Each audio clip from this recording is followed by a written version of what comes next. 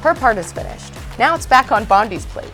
If anyone is going to catch flack from the base for failing to move this ball forward, it's once again Pam Bondi.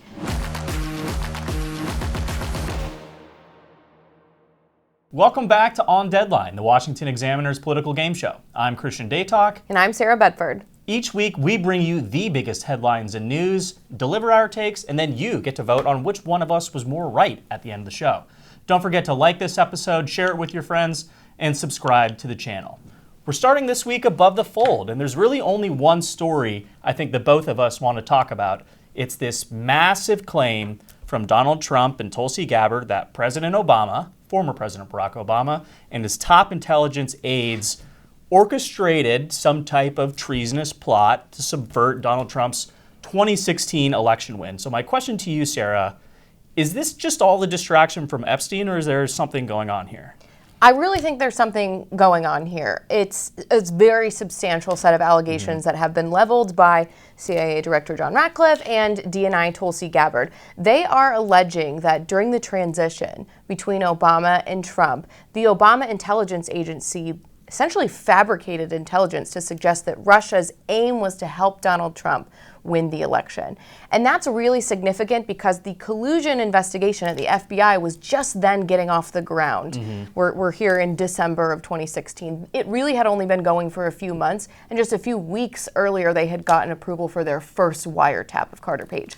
That collusion investigation could not have continued if the intelligence community discovered that actually Russia was pretty ambivalent about who won. There would have been nothing to collude on if Russia wasn't trying to help Trump win. So they invented a claim for which there was no basis to ensure that the collusion investigation didn't have to be shut down. That's a hugely significant claim from DNI Tulsi Gabbard. However, there's a risk here. I don't think Obama's going to jail. Actually, I'll just say it right now. Obama is not going to jail at all. And you actually got a question to DNI Gabbard about the legality of all this, didn't you? I know you said you would leave the charging to DOJ, but the statute of limitations on conspiracy is 5 years. So what else could they possibly pursue besides treason? I think that's a great question for Attorney General Pam Bondi. We're providing all of the evidence, all of the intelligence that we have, both redacted and unredacted versions, referring it to the Department of Justice and the FBI. So my sense is that this is a really, really hugely important scandal that far outstrips any concerns about whether the timing of it is strategic. Do you think that the Trump administration is overplaying its hand here? It's hard to say. Because on the one hand, Donald Trump has been able to get out of any number of, scenarios that require ridiculous mental gymnastics over the years. So what makes the Epstein saga different? I think Tulsi Gabbard herself might be overplaying her hand a little bit because you saw in that clip, she comes to the White House, she briefs us on these new allegations, says, I'm recommending everyone, Barack Obama, James Clapper, Brennan, everybody, Comey, to the DOJ for investigations and for prosecution. But I don't think it's really treason, and I'm not going to say what it is. Also, not a big deal, but the statute of limitations on conspiracy is 5 years, and it's, nearly 10 years later. So, what are they really doing? I think she's doing the same exact thing that Pam Bondi did during the early days of this administration. She feeds red meat to the base, and then, once it turns out that these claims aren't not even necessarily false, but not exactly what you told your voters you would be doing for years, they justifiably get mad. And I think Tulsi Gabbard is on even more of a hot seat than Pam Bondi was before this whole Epstein drama came out. She was, vilified essentially by the president himself before those strikes on Iran's nuclear facilities, based on the testimony she gave to Congress. I mean, I was on the plane with Donald Trump and Caitlin Collins when Caitlin Collins asked him. Tulsi Gabbard says the nuclear facilities aren't close to getting a bomb, and Donald Trump said something along the lines of, she doesn't know what she's talking about, she's wrong. That's certainly not a director of national intelligence who maintains confidence from the president that she's not only right, but can do her job. So I think Donald Trump is throwing her out there perhaps as a sacrificial lamb. I don't think, like you pointed out, based on the fact that Barack Obama is not going to be going to jail, she will be able to survive this. And I think we're seeing Donald Trump pick his fall guy right now. And I think that's bad news for Tulsi Gabbard. That being said, there are some very damning claims here if found to be true. And I think anyone, regardless of your political persuasions, would agree the intelligence community, the justice system should not be weaponized to either go after normal Americans because of your own party's beliefs or because you lost the election. Because at the end of the day, like, what are we doing here? The libertarians were right. We should just get rid of government entirely because they are acting tyrannically. That being said, rant aside, who's really in trouble here from Obama's inner circle, if anyone? I think that the name at the top of that list would be former CIA Director John Brennan, who has said repeatedly in testimony to Congress, in the public domain, and in media interviews since then, that the Steele dossier was not used in the creation of this claim that Trump, Russia wanted to help Trump win. He has said it more recently than 5 years to Congress. So the false statements situation is probably where there's the most fruit here. But I would actually disagree with you that Tulsi Gabbard is in the same boat as Pam Bondi, because Gabbard has done her part. She uncovered all of this. She fought institutional forces within the Office of the Director of National Intelligence to declassify all of this. Her part is finished. Now it's back on Bondi's plate. If anyone is going to catch flack from the base for failing to move this ball forward, it's once again Pam Bondi. Donald Trump famously has a team of rivals around him, right? He likes to elicit competing opinions from his aides. That goes all the way back to his first term. Right. So the fact that Tulsi Gabbard had a different view on Iran when she is, let's not forget, a Democrat, a very liberal Democrat at that. He has another Democrat at the top of his HHS. That doesn't necessarily signal that in an interpersonal sense that they are feuding, Trump and Gabbard. Yeah. It reduces something so important, a really dark chapter in our country's history, to a petty schoolyard fight when it's much bigger than that. Now it's time for yays and nays. Trump's tariff agenda is working. This is tough. Can I hedge and say yes and no, or yay and nay, I guess, in that order? It's working because he's getting these deals done. And in case you weren't paying attention over the weekend, Donald Trump was in Scotland attending the opening, a ribbon-cutting ceremony at one of his new golf courses. But he did sit down with, President of the European Union, Ursula von der Leyen, and they announced this big new trade deal between the EU and the United States, one of, obviously, the most important global trade relationships. And it's kind of favorable to the United States. Let's run down the details. First, imports from the EU will face a 15% tariff. That's half the 30% rate that Trump was offering, but north of the 10% EU commissioners were hoping for. The EU is also going to purchase $750 billion in U.S. energy products, we'll come back to that in a second, and make $600 billion in new investments to U.S. manufacturing.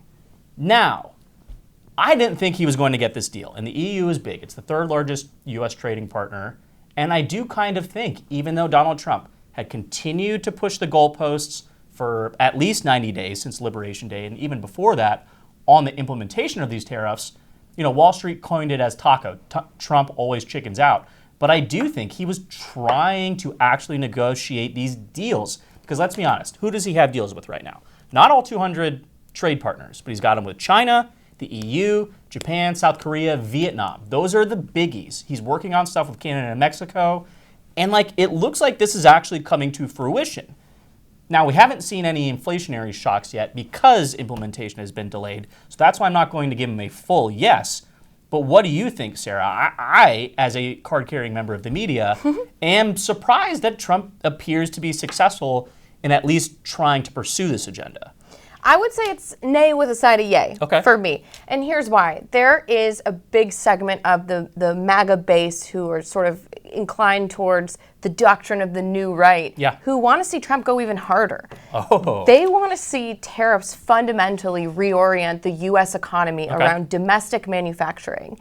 The goal here is not to grease the wheels for continued globalization with just a few sweeteners thrown in for the U.S. economy. the new right wants to see the sort of economic world order totally reshuffled because it's not working for the American worker. Okay. So Wall Street wants to see some sort of return to the status quo. I think what Liberation Day was about in a lot of ways was the Trump administration saying the status quo is no longer among the options here. So you can either have very, very high tariffs and we can have a sort of economically adversarial relationship, or you can come to the table and accept some lighter terms. But business as usual is not going to be on the table when we begin these negotiations. Some of the people on the new right think very severe protectionist tariffs is the way to protect the American worker. But we are seeing, the idea that the United States has to bear the costs of the global market in order to keep it going, that is changing from a sort of 30,000-foot view. And in that sense, the tariffs are successful. Okay. Just for the record and for our folks at home, you said the new right wants to see greater tariffs.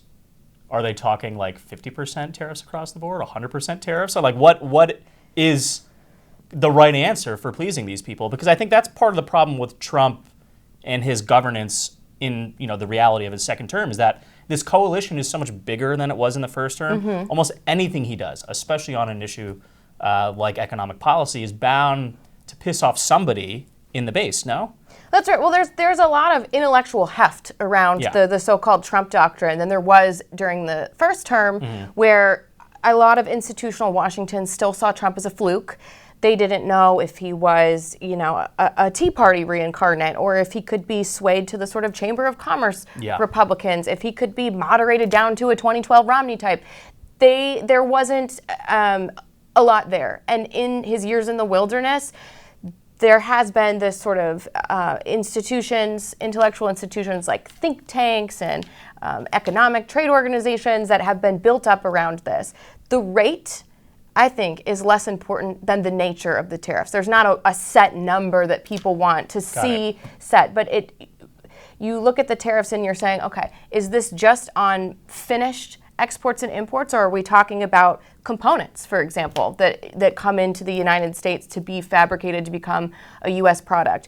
Are they targeted on countries that typically act as sort of pass-throughs for Chinese exports to be dumped into the U.S. market? So there's a lot of talk in the media about, is it 10%? Is it 20%? Is it 50%?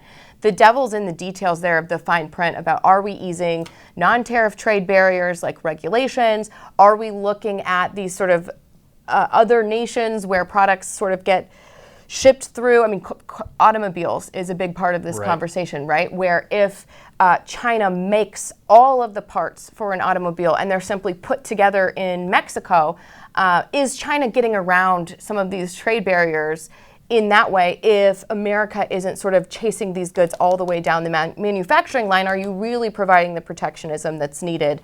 And the new right is going to be very interested in a lot more than just the top line rate. Yeah, I think we'll definitely get some news on how successful this policy is as a whole starting next week, because those country tariffs are set to be implemented on August 1st. That being said, it's time for us now to fill in the blank. Trump's new deadline with Russia means blank for the conflict in Ukraine. I'm going to make a new deadline of about 10 or 12 days from today. There's no reason in waiting. There's no reason in waiting. It's 50 days. I want to be generous, but we just don't see any progress being made. In terms of the conflict in Ukraine, this means that Donald Trump is both taking it extremely seriously, the idea of being a commander in peace, or he is worried that he has lost control of the situation.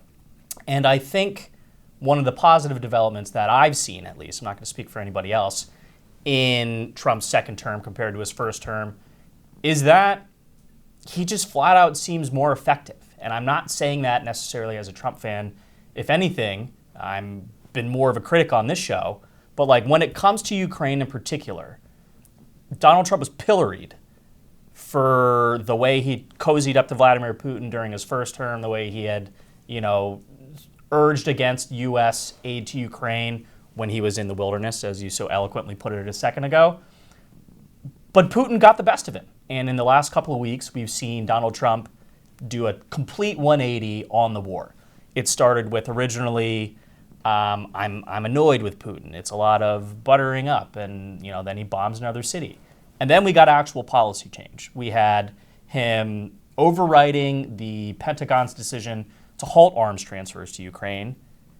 And then he does it one step further. He's actually selling all the munitions and material that Ukraine has requested of the United States. He's selling them to NATO countries, and now they're distributing it to the front lines. And he shortened that 50-day window to end the war to just under 2 weeks.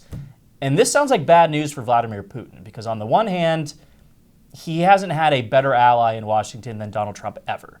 Mm-hmm. But on the other hand, Donald Trump, for the same reason that he scared world leaders during his first term, namely being a madman with the biggest military in the world, is now setting his sights on Putin. And I don't think that's something that the Russian president can survive.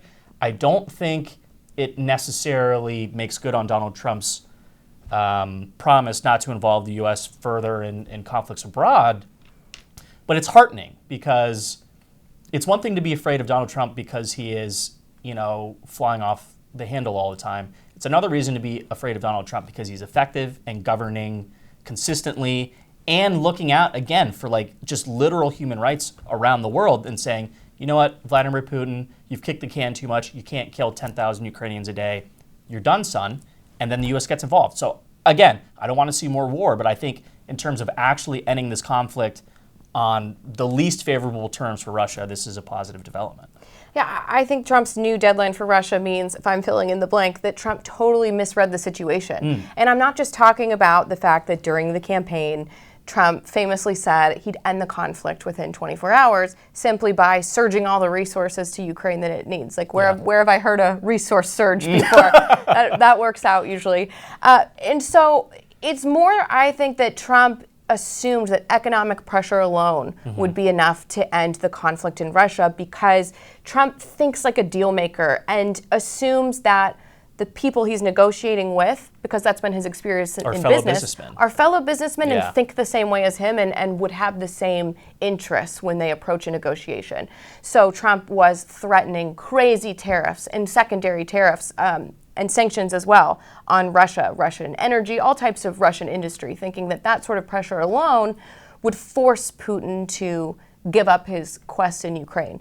Trump doesn't seem to understand that it's so much deeper than money or even territorial ambitions for Putin. This is a historical conflict that goes back many decades. It's extremely complicated. It's a lot simpler than just Putin being worried that Ukraine could become a NATO member in its backyard, or Putin wanting some more space for his empire. It's deeper than that. Yeah. Trump doesn't seem to have understood that. His defense secretary, as you mentioned, made a sort of high-profile blunder by assuming he was reading Trump's mind that the Pentagon should cut off aid to Ukraine when Trump needs that in his pocket as leverage over Putin. He can't take his foot off his opponent's neck right when he thinks he has him where he wants him. But to your point, in terms of this now requiring an escalation for Trump to make good on his threat, now we're 10 to 12 days away from something, not 2 weeks as we have been every 2 weeks for the past 6 months. It's always a 2-week countdown to something. That's right. Trump obviously needs some sort of leverage bigger than economic pain points, and that could look like some sort of military escalation. Yeah. Unfortunately, for those of us who are very much against the U.S. being involved in Ukraine, that is not a good development for the MAGA folks. Probably not. And, all I'll say on the 2-week pause is it worked with China, bringing them to the table with tariff negotiations. It worked with Iran in this, burgeoning war they had with Israel over their, nuclear capabilities. Might it work with Russia? I guess we'll have to wait 10 to 12 days to find out. Anyway, that's all the time we've got for this week. Don't forget to like this episode, subscribe to the channel, and share us with your friends. In the meantime, you can go check out more of our great reporting at washingtonexaminer.com. I'm Christian Datoc. And I'm Sarah Bedford. And we'll see you guys next week.